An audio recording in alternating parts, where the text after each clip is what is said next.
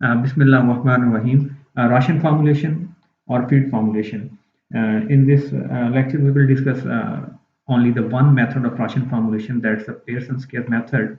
So, before going to start this Pearson's care method, I would like to just mention the ration formulation is basically a technique to quantify different feedstuffs so that when they are mixed together, they would be able to fulfill the nutrient requirement of an animal.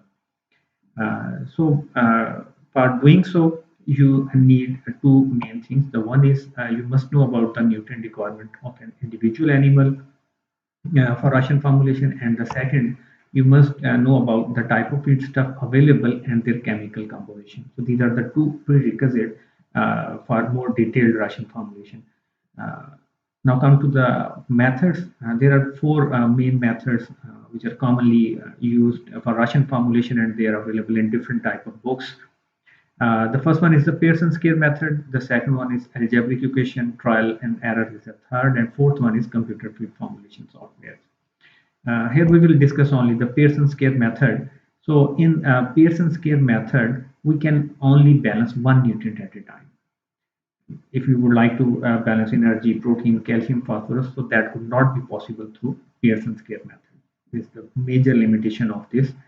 And the second one is we can easily calculate the quantity of feedstuff if we use only two feedstuff. But when we have more than two feedstuff, then definitely we will have to do a lot of calculations, and that makes the process little lengthy.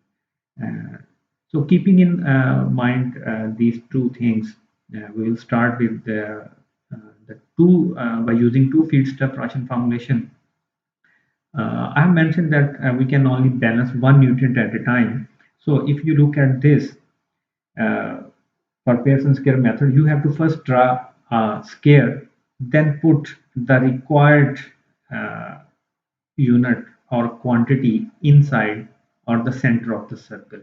Like here in this example, we would like to balance a ration that contains 12% crude protein, and this is our main objective. Uh, Next, go to the next step. So then you have to write down the available feed stuff either on the right side or on the left side of the scale. Here we put on the left side of the scale the first ingredient that is being used for Russian formulation, that is corn grain, and the second one is soybean meal.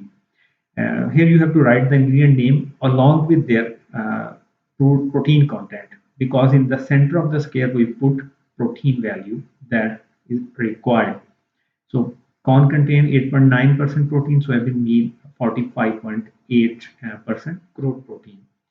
So here again you will have to follow the one limitation, that one ingredient should have a protein value less than the required amount, and the other ingredient should have more protein than the required amount. So next step, you have to go for calculations. Now subtract the protein value, required protein value from the ingredient protein value in a diagonal way. Diagonal way means you have to subtract this 8.9 minus 12 and come over here for putting the answer. So 12 is the required value, 8.9 is the ingredient value, we get value 3.1. Then from the soybean meal protein value, subtract the required amount and get the value over here on the top right corner of the scale. So 45.8 minus 12 is equal to 33.8. So you can subtract any in any way. Either you can subtract 12 minus 45.8, or you can subtract from the ingredient value and from the required value. So if you have a negative sign over here, so that do not have any worth in this calculation. So just ignore that negative value. Now come with the answer. So 8.9 minus 12 is equal to 3.5. Then 45.8 minus 12 is equal to 33.8. The value here we get that we get after subtracting the protein value from the required value. So that protein value is of soybean meal. But we have to consider this value for corn, not for soybean meal. So the answer over here is uh, basically indicates the amount of corn. And similarly, here we subtract 8.9 minus 12 and we get 3.1. So this 3.1 is the part of soybean meal. Now you have to sum up these two values and we get a total of 36.9 total parts. So this is all. Uh, just to explain this, if we mix 33.8 part of corn, 3.1 part of soybean meal, we get a ration with 36.9 parts in total. So that 36.9 parts will provide this 12% protein. So if you give this total amount, then we have this 12% of the protein. So keep in mind, percent mean out of 100. So if you go to analyze a sample of this, you will not get a value of 12%. Like if you get a sample of 10 gram from this and you analyze it, that will not have a 12% protein because this is not converted into total part. So this will make a difficult situation when you are going to refer for ration formulation, or you refer to a farmer use this amount of soybean meal, this amount of corn that will give you 12% protein. So the better way is to convert it into 100 parts. So we can convert it because the total is 36.9. So out of 36.9, there are 33.8 parts of corn, right? So out of 36.9, 33.8 parts of corn. So what should be the amount of corn out of 100 parts? So here we go. 33.8 divided by 36.9 multiplied by 100, we get a value of 92. The similar can be done for soybean meal. So after this conversion, we have 92 parts of corn and 8 parts of soybean meal. That will give us a 100 parts. So now if you take any amount of sample from that 100 parts, you always get 12% of the protein value. Now, for just confirmation, we have corn and soybean meal. Here is the chemical composition: 8.9% protein, 45.8% protein, and the parts which we calculated out of 100, there are 92 parts of corn and 8 parts of soybean meal. Now, keeping in mind these values, we can get the protein available from corn. Here you see it is 8.9%. It means 8.9 gram protein is available if we feed 100 gram of corn to the animal. So simply you can say okay, out of 100 we get 8.9 gram of protein. So 100 gram of corn will give 8.9 gram of protein. Then out of 92 parts, how much protein will be available? So that is 8.19. Similar for soybean meal, 45.8 is the percent of protein. So 100 parts will give 48.8 parts of protein. Now we have only 8 parts, so how much quantity of protein is available from 8 parts of soybean meal? So we can get by this way. Okay, out of 100, there is 45.8. So 45.8 divided by 100, then multiplied by the parts which we have calculated. Then the available protein from this stuff is 3.66. So 8.19 is the amount of protein available from 92 parts of corn, and 3.66 is the amount of protein available from 8 parts of soybean. So when you sum up, we get a value of 12. So 12 is our required amount. So this is about Pearson scale method by using two feed cells. So now the question is what we should do for the other nutrients. So when you have these parts, then you can go for calculating the rest of the things, how much amount of energy, calcium, or other things they are available when we mix when we mix 92 parts of corn and 8 parts of soybean meal. That will give you the value. But again, that might not be according to the requirement of the animal. So this is the limitation of this Pearson. We cannot go for balancing each and every nutrient. For mineral contents like calcium, phosphorus, yes, you can add the deficient amount by using any supplemental material. Like for calcium, you can use limestone according to the deficiency. Uh, Similarly, for phosphorus, you can go for dicalcium phosphate.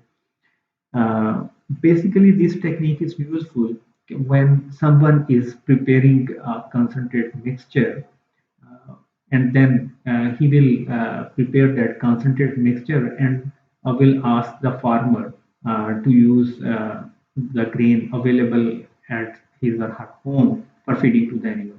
So if we look at this example, okay, we have soybean meal, 8 parts. So if we have a packet of soybean meal with 8 parts, so we will recommend our farmers that they mix 92 parts of corn so that it can be provide 12% protein to their animal feed. So this can be practiced in case of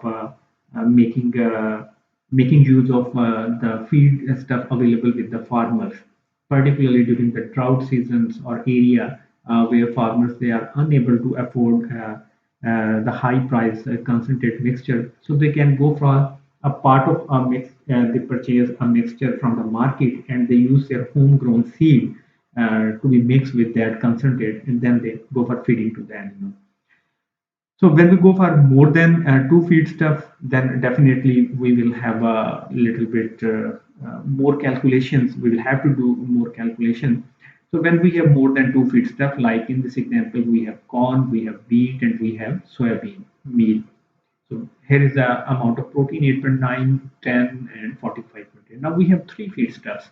So when we have more than feed stuff, then uh, for Pearson's care, we can only use two feedstuffs. So one will be left that cannot be used through Pearson. So to make use of that feedstuff, we should make a uh, decision so that we can mix two feedstuff and that will be considered as a single feed. Likely here we can mix corn and wheat uh, but again, the question arises: okay, why we should go for mixing the grain? Why not we should go for mixing wheat and soybean meal? So if you look at this, we can decide it according to the availability of the feedstuff, according to the price, according to the protein value. So there are different choices, but generally, it is acceptable to mix all whatever the grain they are available into a single feed for the sake of calculations and for giving a concentrate mix to the farmer. Like in this example, we have the option of to mix corn and wheat, and we use a soybean meal as a second feedstuff. We can mix corn and soybean meal, and then we can use wheat as a second feedstuff. Then we can mix wheat and soybean meal, and we can use corn as a second feedstuff. So these are the three options but again, uh, that will depend upon the situation. So in this case, we are going to mix grain and we keep the concentrate separate. The reason being, the reason being because we have to careful. Okay, the feed stuff which we are using independently that should have either high or low CP value than the required. And similarly, the mix which we are preparing either that should have a high or low because this is the prerequisite that one feed stuff should have a high CP value than the required and one should have a low CP value than the required. So in this case, we mix corn and wheat, and then we have a soybean meal. Then we will have to calculate the amount of protein available from feed stuff, feed mix one, that is corn and wheat. Then again, the question is, okay, how much quantity of corn and wheat they should be mixed together. For that, the very easy way is to decide upon the availability of the stuff. If we have more corn, then we can use more corn. If we have a more wheat, we can use more wheat. Or again, we can also consider the price or any other factor which is prevailing at that time. So in this example, we decided we have to use 40 parts of corn and 60 parts of wheat. So we have to calculate then the protein available from 40 parts of corn and 60 parts of wheat so that we have a feed mix with known CP value. So corn contain 8.9% protein. So 8.9 mean कि out of 100 we have 8.9 protein. So 8.9 divided by 100 multiplied by its part, as we did in the previous example for calculating for rechecking the protein available from the syrup. So out of this 40 parts, we get 3.5% protein. And when we use wheat, wheat contains 10% protein, so 10 divided by 100 multiplied by 60, we have 6 Cp from the wheat. Now, sum of these two values, 3.56 and 6, we have a total of 9.56% protein. It means if we mix 40 parts of corn and 60 parts of soybean, 60 parts of wheat, we will have a total of 9.56% protein coming from this feed mix. Now, by doing the same calculations as we did in the single feed stuff, so we put a feed mix on the top with 9.56% protein, and we put soybean meal here 45.8% protein, and did the calculation as we did in the previous example.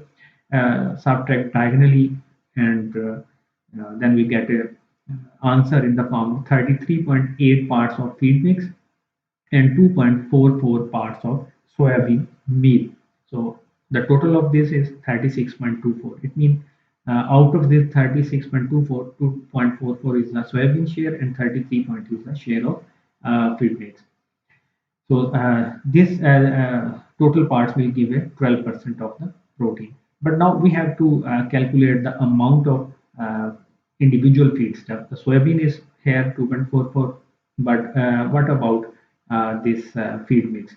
So before going into this, we have to convert it on 100 basis. So feed mix 33.8 is the feed mix, and which divided by 36.4 is the total parts multiplied by 100, we get a value of 93.26 for feed mix that contain corn and wheat, and for soybean it's 6.73. So it means out of 100 parts, 6.73 is the share of soybean and 93.26 is the share of wheat plus corn. So now out of this 93.26, we have to calculate how much is the amount of wheat and how much is the amount of corn. So we mix this corn and wheat in a ratio of 40 parts of corn and 60 parts of wheat. So out of 100, there is a 40 parts of corn. Here we have a 93.26 parts. So 93.26 of parts of corn, they will be equal to 40 divided by 100 into 93.26, 37.304. It means out of 93.26, 37.304 is the part of the corn in that feed mix.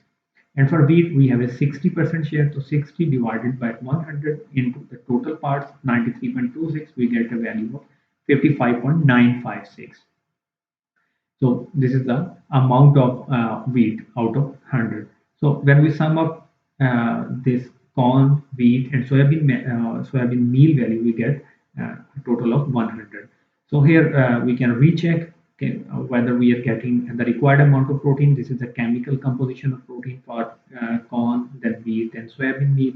Then we have a parts uh, which we have calculated for corn, wheat, and soybean meal. And by doing the same way, we can calculate okay, out of 100, there is a 8.9 parts of protein. So out of 37, 3.04, we can get 3.3 parts of the protein. Similarly, for wheat, 5.6 parts soybean meal, we get 3.08. So by mixing around 37.3 parts of corn, 55.9 parts of wheat, and 6.8 parts of soybean meal, we get a feed mix of the ration that contains 12% of the protein.